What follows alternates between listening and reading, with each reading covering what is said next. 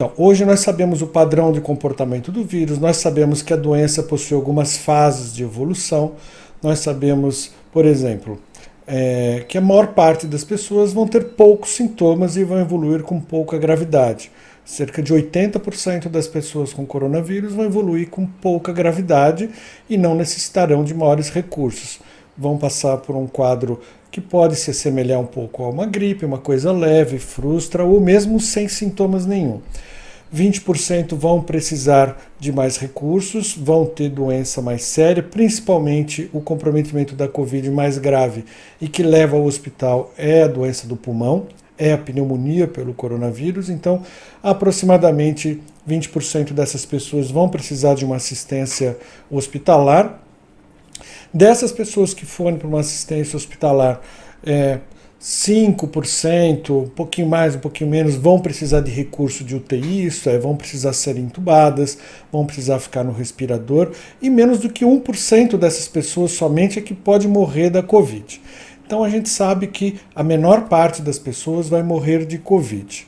Então isso traz uma certa tranquilidade porque permite que a gente possa não só auxiliar as pessoas nesse ponto, mas a gente consegue identificar quais as pessoas de maior gravidade e aquelas que precisam ser hospitalizadas e ir para a UTI.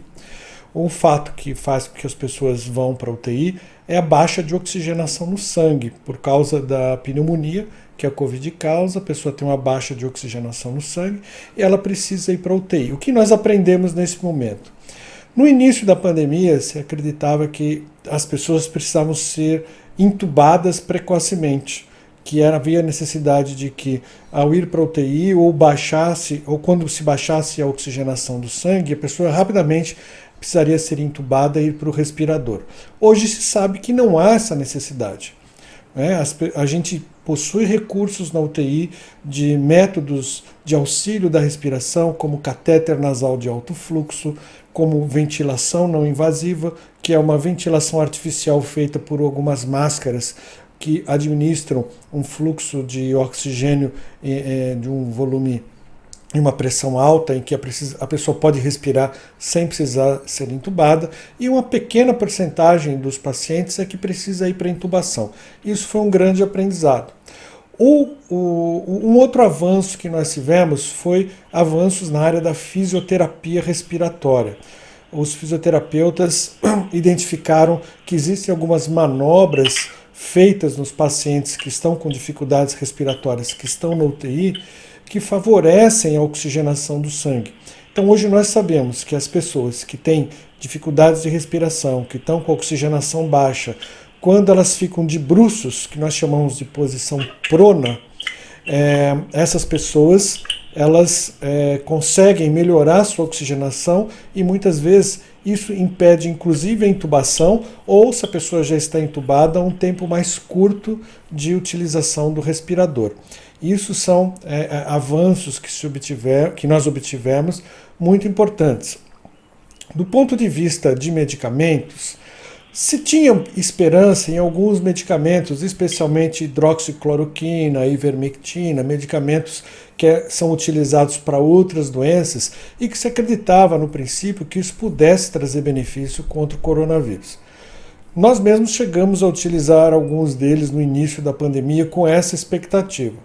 A experiência demonstrou, e também posteriormente vários estudos científicos demonstraram, que esses medicamentos não trazem aquele benefício esperado para o coronavírus, para a Covid-19, nem nas fases iniciais de doença e também muito menos nas fases tardias de doença. Então, são medicamentos que se mostraram ineficazes e que ainda se discute de maneira leiga nas redes sociais, de maneira pouco científica, porque do ponto de vista técnico se mostraram ineficazes. O que se mostrou de benefício foi para aqueles pacientes graves que estão em UTI, que estão em respiração artificial, em respirador mecânico, essas pessoas mais graves com baixa de oxigenação. Nessa fase de doença, a utilização de uma medicação chamada corticoide, existem vários tipos de corticoide que nós podemos utilizar no mercado, especificamente a dexametasona, mostrou que nesses doentes mais graves reduz em 25% a chance dessa pessoa morrer do coronavírus. Então, para esses doentes graves, é importante a utilização do corticoide. Qual a preocupação que isso nos traz? Esse conhecimento foi para o meio leigo e as pessoas estão usando corticoide em casa pela qualquer suspeita de coronavírus. A gente sabe que o corticoide administrado nas fases iniciais de doença não só não trazem benefícios, como podem trazer prejuízos às pessoas. Pode agravar a doença quando ele é dado na fase inicial, quando o vírus ainda está se multiplicando no organismo. O corticoide ele é reservado para doentes graves em UTI, que estão em respirador, porque esses pacientes o corticoide mostrou benefícios. Um outro avanço que nós tivemos no conhecimento do tratamento do coronavírus foi que o vírus, sabidamente hoje, provoca fenômenos que nós chamamos tromboembólicos. Isto é, o vírus ele tem a capacidade de favorecer com que as pessoas tenham tromboses. Essas tromboses podem virar uma embolia de pulmão. São coágulos que se formam dentro dos vasos e eles se desprendem pela circulação e vão se alojar principalmente no pulmão. E uma embolia de pulmão é uma doença muito grave, que pode inclusive levar ao óbito. Isso fez com que, lá no começo do coronavírus, algumas pessoas doentes, principalmente, viam notícias da China, que depois que curou o coronavírus, ele voltou para o hospital e acabou morrendo. Na Europa também surgiram essas notícias. Eram pessoas que estavam fazendo complicações tardias do coronavírus, que eram embolias de pulmão. Então hoje nós sabemos que as pessoas que têm o coronavírus de uma maneira mais grave, existem alguns exames laboratoriais que nós podemos fazer e identificar quais são as pessoas de risco para ter embolia, especialmente um exame chamado dímero D. Quando esse exame está muito alterado ou as pessoas têm doença mais grave, nós já oferecemos anticoagulação profilática. Então essas pessoas recebem anticoagulação durante a internação e também depois da alta, para se prevenir que durante um tempo ainda, depois da pessoa receber alta do hospital, ela ainda possa desenvolver embolia de pulmão. Então esse foi um outro avanço importante que nós tivemos no conhecimento do coronavírus e, de maneira resumida, esses são os principais dados que a gente tem e que permitiram com que a mortalidade do coronavírus reduzisse.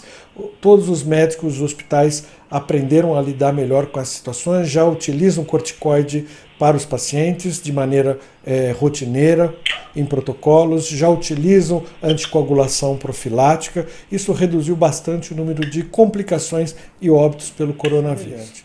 Todos os hospitais acabaram por desenvolver os seus protocolos de atendimento do coronavírus para tentar padronizar esse atendimento e melhorar, inclusive, o fluxo de atendimento desses pacientes, desde a entrada do paciente no pronto-socorro e esses fluxos todos até a alta dele, se ele foi internado ou não foi internado. Então, isso é rotineiro. E esses protocolos foram muito dinâmicos ao longo do tempo, porque conforme os estudos científicos foram sendo desenvolvidos e o conhecimento foi sendo trazido à tona, os protocolos foram se adaptando. Então, muitas coisas que eram feitas no início deixaram de ser feitas, coisas novas foram colocadas. Então existiu treinamento desde o modo com que a gente tem que paramentar e se desparamentar, isto é, o modo como a gente tem que colocar o equipamento de proteção, a ordem que esse equipamento tem que ser colocado, porque os profissionais de saúde, médicos, enfermeiros, técnicos, fisioterapeutas, etc., o maior risco de contaminação e pelo coronavírus é no momento de retirar e de colocar o equipamento de proteção. Então, foram feitos treinamentos para as pessoas com relação à colocação do equipamento, a retirada do equipamento, o modo de higienização das mãos, modo de lavagem das mãos, de passagem do álcool gel. A ciência não é um órgão que dita as regras. Ciência ela é o resultado de um conjunto de estudos que as pessoas desenvolvem. Nem todos os estudos científicos, sejam médicos ou não médicos, têm um bom nível de qualidade. né? Existem estudos de melhor nível e estudos de menor nível. Por isso que nós temos o nosso bom senso para poder avaliar os estudos e julgar quais os melhores, quais aqueles que têm falhas, quais aqueles que não têm falhas. Não que aqueles de menor qualidade sejam feitos propositadamente para isso, mas muitas vezes as pessoas não estão tão capacitadas para desenvolver, os recursos que elas tinham não eram tão grandes para que se desenvolvesse um estudo maior de peso. Por isso que nós, na realidade hoje, são coisas aparentemente básicas, mas que precisam ser treinadas e reforçadas, porque na hora do aperto, na hora em que o movimento dos pacientes está acontecendo, do grande fluxo de atendimento, são coisas que podem passar despercebidas e as pessoas correm o risco de se contaminarem e de adoecerem. Fora isso, todos os hospitais desenvolveram grupos de discussão de casos clínicos, de estudos para se aprimorar em relação aos avanços no conhecimento do coronavírus. Não só os hospitais, mas as sociedades de especialidades, especialmente as sociedades de pneumologia, tanto a Sociedade Brasileira de Pneumologia quanto a Paulista, as sociedades de infectologia, trabalharam conjuntamente para desenvolver seminários, desenvolver estudos, desenvolver reuniões que permitissem com que cada vez mais as pessoas se aprimorassem em relação ao conhecimento do coronavírus. Isso se transmitiu também posteriormente pelas redes sociais, também para grupos de alunos, ligas acadêmicas de alunos. Então, foi talvez um dos maiores momentos da história da medicina onde houve uma busca muito grande por conhecimento e talvez o momento onde o maior número de estudos científicos tenha sido desenvolvidos em curto espaço de tempo, onde um grande volume de informações foi desenvolvida em pequeno espaço de tempo, buscando alternativas para o tratamento e para a cura do coronavírus. Tanto isso é verdade que muitas vezes a gente ouvia informações no período da manhã de que determinada terapêutica era eficaz e à tarde aquilo já deixava de ser verdade.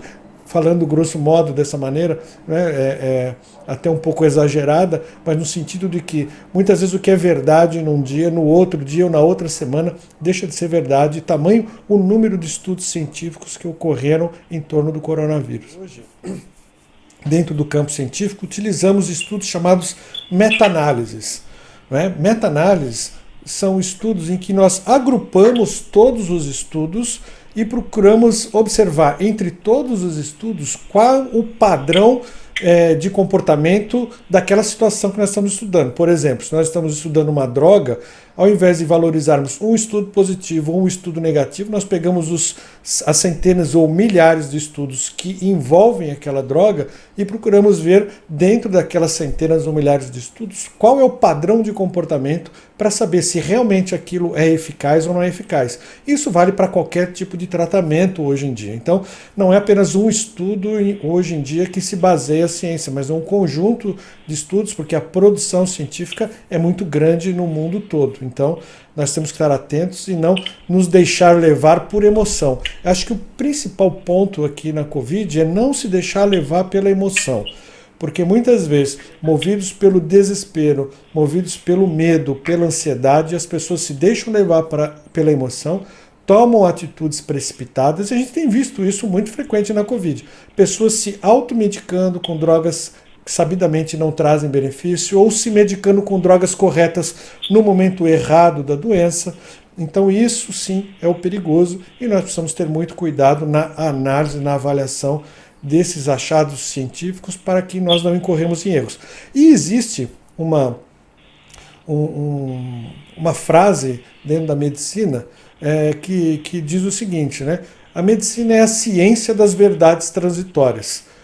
E essa é a beleza da ciência. Quando algo se mostrar verdadeiro, vamos utilizá-lo. Se a partir de determinado momento outros fatos demonstrarem que aquilo já não é a verdade, ou verdades maiores aparecerem, ou tratamentos melhores surgirem, nós deixamos aquilo que era válido até então e passamos a utilizar o conhecimento mais novo. Não existe aquele dogma, não é uma religião onde a verdade é única pela eternidade. Não, a ciência e as verdades vão se modificando ao longo do tempo conforme avança a inteligência e o conhecimento humano.